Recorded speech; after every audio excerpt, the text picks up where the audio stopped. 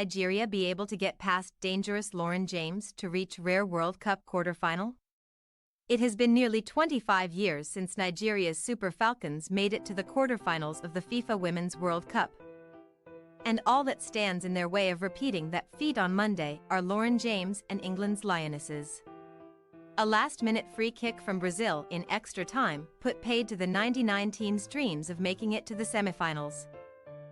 But by then, their swashbuckling attacking style, multicolored hairstyles and flamboyant celebrations had already captured the collective imagination of the football world. Mercy Akaide *. The star of that team was subsequently named the first-ever African Woman Player of the Year, finished in the top 10 of the FIFA Women's Player of the Year, and became the first-ever woman from the continent to play professional football abroad. Nigeria has gone on to become a juggernaut on the continent, and the Super Falcons now ply their trade all over the world, with stars like Barcelona's Asisat Ashola and Paris FC's Kayamaka Nadazi making regular headlines. But they've rarely managed to turn on-talent paper into real-world success outside Africa, and therein lies the challenge against Chelsea superstar James and her company of forwards. Akaide, who was on the 1995 World Cup team when Nigeria first played England, says their improvement has been phenomenal, telling ESPN, "We lost to them then, and that was a different team. But this team is better than the one that beat us. They are very mobile, very crafty, and our midfielders cannot give them an inch of space to operate. England's ruthless consistency is no fluke. In James, they have a genuine talent of very dangerous ability, and her combination with Lauren Hemp and Rachel Daly up front brings a dynamism and fluidity that teams have struggled to handle. She, James, is very technical in front of goal," Akaide said. "They cannot give her even a small inch, because she can manipulate the ball and she can strike it well too. She plays very gracefully. That is the thing that fascinates me just watching her. She makes football so easy, and that is why our players have to mark her really tight.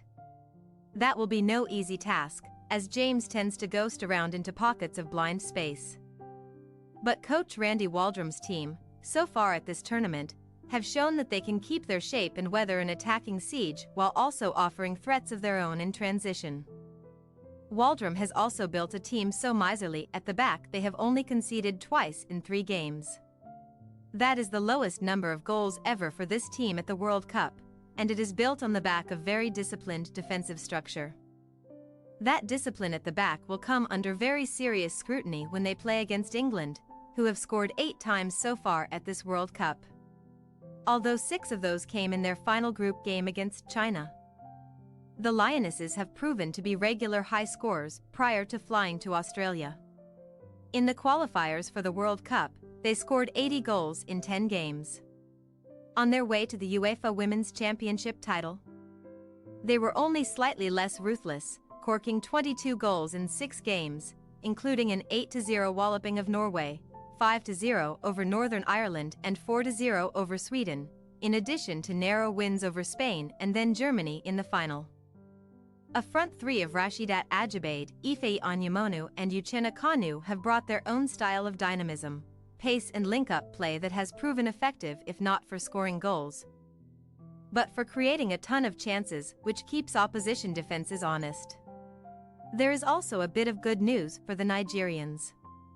Desire Operanazi, who is yet to kick a ball in anger, has been training with the team and looks likely to play some part.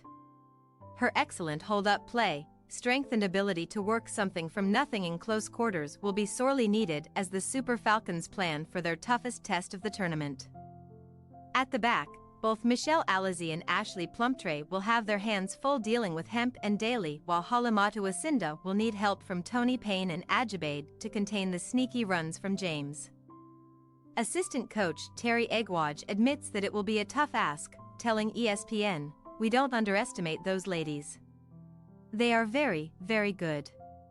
It will be a question of us identifying and exploiting their weaknesses, while working to limit our own weaknesses and taking advantage of our strengths.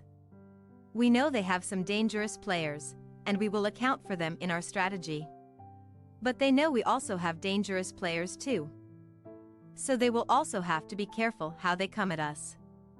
England are the bookies' runaway favorites to reel this in, but the Super Falcons have shown that they are in history-making mood.